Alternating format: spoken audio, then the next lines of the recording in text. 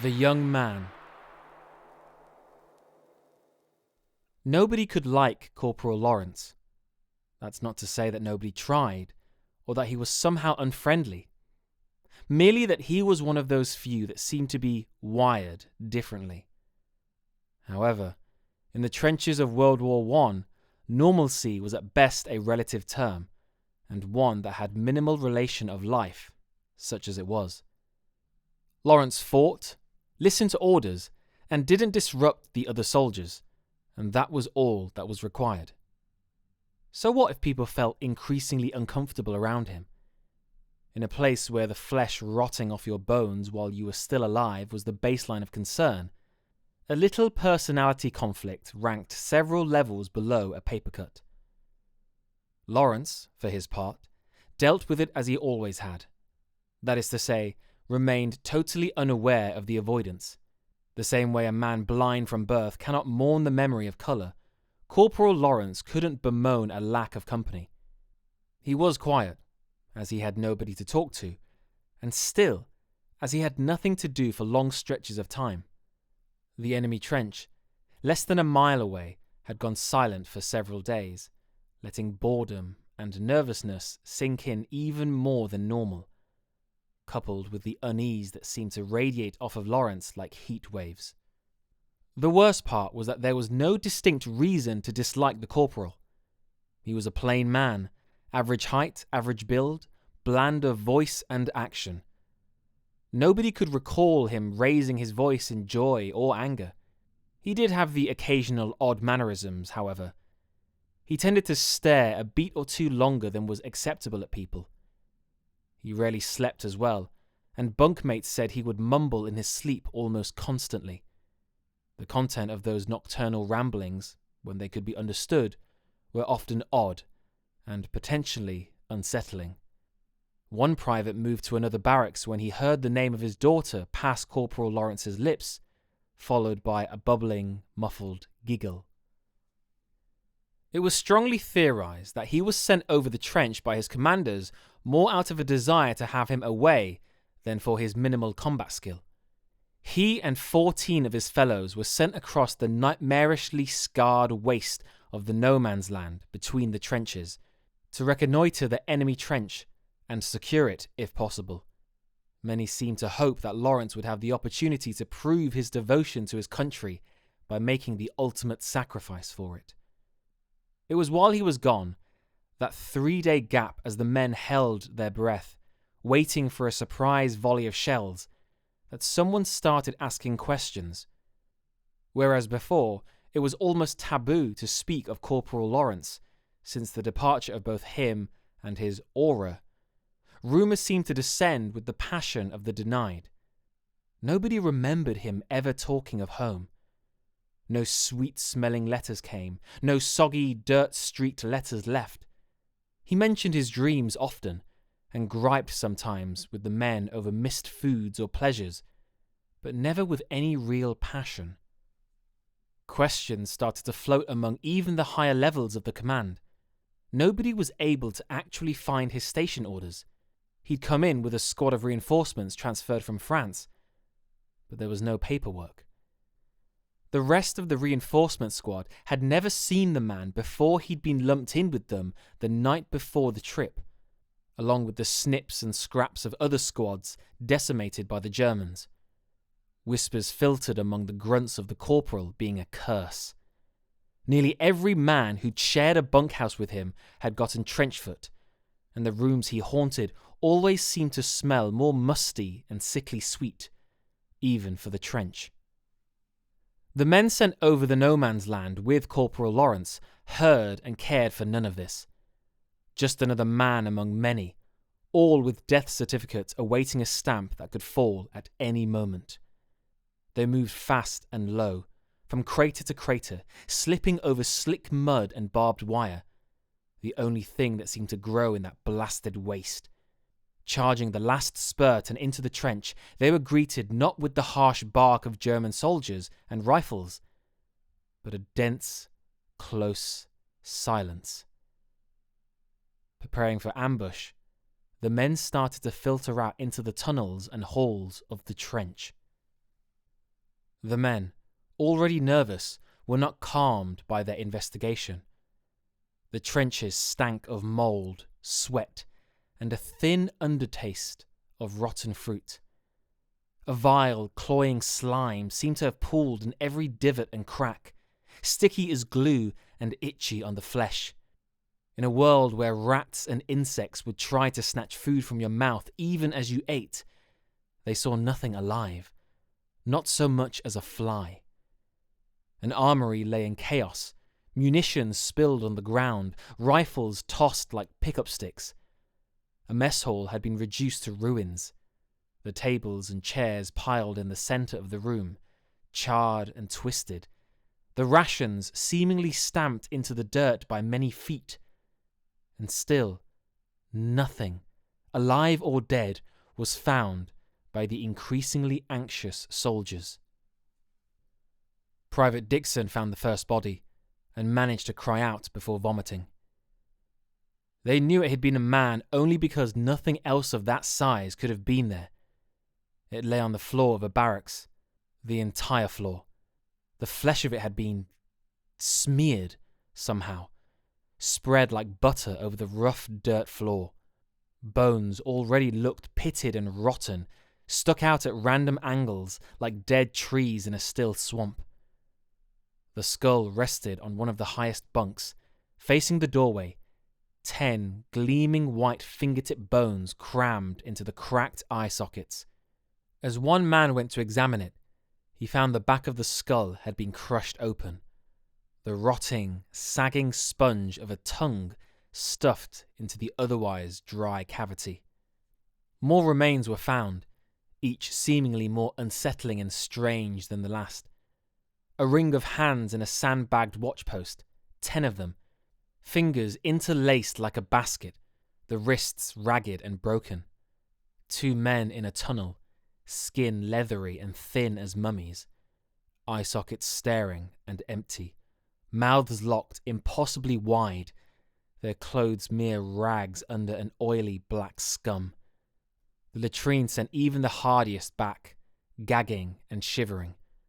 Overflowing with excrement and offal, gobbets of meat bobbed and oozed in the foul sludge, the whole surface dotted with what looked like thousands of clean, slick eyeballs, nerves, and tendons fanning out like goldfish tails.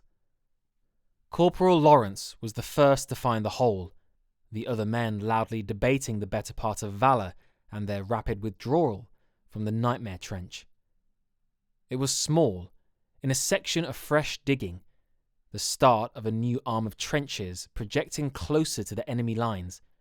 No more than 4 feet across, it seemed to be the accidental uncovering of a natural chamber, the empty blackness of it defying investigation. Private Dixon, recovered and blessedly numb from his previous ordeals, saw the corporal prod the edge with his boot, then crouch to peer in, then suddenly slide in, head first, before the private could so much as utter a shout of question. The private was a good soldier, and rushed to the perceived distress of his fellow. When questioned later, he could provide little illumination as to what happened over the 2 minutes Corporal Lawrence spent in the hole. He could see nothing. The light of a torch seemingly gobbled up by a few feet into that dense blackness. There were sounds, the rustle of movement over loose stone or rubble, an odd liquid shifting, a dry rustle that made him think of the insect husks he'd used to collect in the summer. As he shouted for aid, there was a sudden upwelling of a repulsive stench, like a reptile house gone sour and old, and his fellow soldiers found him retching helplessly beside the hole when they came around the turn. It was as they rushed to Private Dixon's aid that the hand emerged from the hole. They stopped and raised rifles as one body, roaring for the owner of that pale, trembling hand to identify himself. As they watched, another hand joined the first, followed by the pale, shivering head of Corporal Lawrence. He was streaked and smeared with a tarry black ooze, hacking and coughing thinly as he hauled his body up beside that of the gasping private. As they moved to help the men, the corporal vomited up a heavy stream of the same repulsive slime that coated his body in smears and globs. His curled, shuddering body voiding more of it into his saturated, fouled pants. They were hesitant to touch him, finally doing so after the seemingly endless river of grime stopped pouring from him. He was insensible, eyes rolling and wide, body as limp as a boned fish. The men quit the trench with all speed. Half dragging the corporal, they ran with no thought to cover or death, only escape. They crossed in record time, falling into their home trench like so much cordwood, gasping and shivering. One man known to have bludgeoned a German to death with a brick curled on the floor in a sobbing heap. The commanders moved quickly, isolating the men and trying to calm the most lucid for a report. What spilled out would have been immediately dismissed as lies and hallucination were it not for the earnest, pleading stares of those reporting. Command calmed them with explanations of battle fatigue and strange gas weapon tests, and shared, silent, focused stares as the cowed men were ushered out. Corporal Lawrence had little to report. Of his time in the hole, he could, or would, say little. He stated that he had slipped and fallen into what may have been some long-blocked underground pool, or perhaps a buried latrine. Of the sounds and smells reported by the private, he had nothing to say. Only that he had struggled a short time, then managed to get back out just as the men arrived. Truly, he seemed none the worse for wear. In fact, he seemed in better spirits than many had remembered ever seeing him, favouring the commanders with a wide, giddy smile as he was dismissed with a warning not to discuss the events. The corporal proved a changed man over the next few days. He was more talkative, but quickly had men wishing for his old, unsettling silence. He rambled about the joys of close spaces, of creation and destruction that seemed to spring up all around them, about human pleasures missed, the dimensions and ages of which made some men threaten Corporal Lawrence with a quiet and ignoble death, which only seemed to stretch the near-constant smile on his face even wider. Private Dixon, one of the corporal's bunkmates, whispered to a friend that he had woken once to find the corporal standing over him in the night, his eyes as bright and flat as silver dollars. They found the private the next day, snarled in the barbed wire. His intestines spread nearly 10 feet around him in every direction. Not one man from that trench survived the Great War, although few died in battle. A wave of sickness took the trench a few days after Private Dixon's death. A strange, wasting sickness. It seemed to eat the flesh like acid. Men waking to find previously healthy flesh eaten down to the bone, oozing and blackened. A sergeant was found in a latrine, beset by a living carpet of rats. They refused to quit the body even when shot, and even attacked several men before the body was recovered.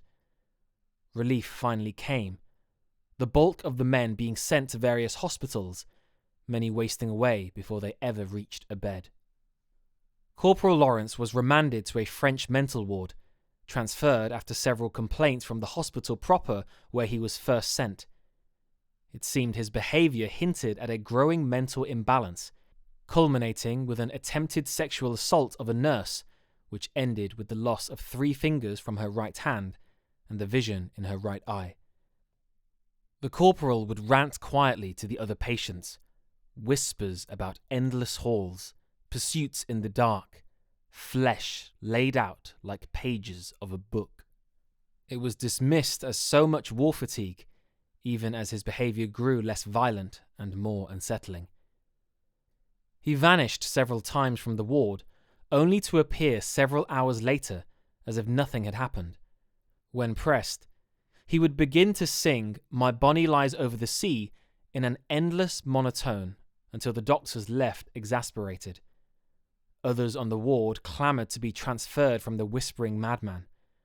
A stale, musty foulness seemed to sit in the air wherever he stayed, and incidents of infection and the strange, consuming sickness that had beset his home trench seemed to follow him like a cloud. Numerous attempts were made to transfer the man, only to be met with bureaucratic confusion. No records were found of the man. No entry papers, commendations or incidents, not even a birth certificate. Through it all he sat, for hours on end, cross-legged on his bed, occasionally humming tunelessly or rambling off the names of his wardmates between short, bubbling giggles. Corporal Lawrence and 18 men vanished one November night, between a 5-minute nurse rotation at 3 a.m. The room reeked of rust, oil, mould, and sweet rot. Thick, black swathes of crumbling ooze coated the beds and several of the walls, wide patches of it smearing and eating into the floor. Of the men, there was no sign at first. As they searched, one nurse shifted a bed aside, only to shriek and nearly trip across one of the sunken, reeking depressions on the floor. In a tight, perfect spiral were what appeared to be hundreds of teeth resting neatly on the floor. After counting, they accounted for the total of all the teeth of every living soul in that ward but one. The corporal was never found, nor were the men. The incident was swallowed by the constant barrage of horrors from the front and forgotten with ease. Stories of a cursed trench wandered across the front lines, often squelched for being bad luck. Still they came. Stories of strange deaths, of disappearing men found days later alive, but broken and twisted beyond comprehension. Stories of a strange, dark figure stalking the bomb-riddled towns of Europe. This may be the only known image of Corporal Lawrence ever recorded, taken several days after his return from the hole in the German trench.